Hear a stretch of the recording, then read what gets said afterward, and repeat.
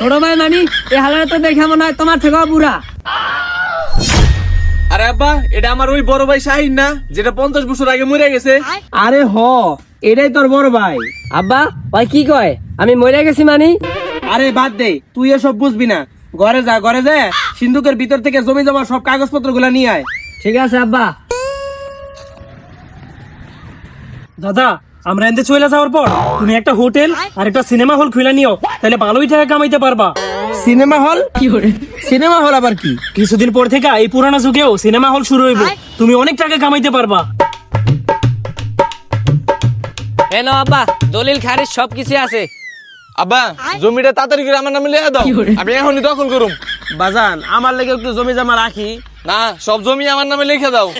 আচ্ছা ঠিক আছে, তাহলে চল সরকারি অফিসারের কাছে যাই। লও।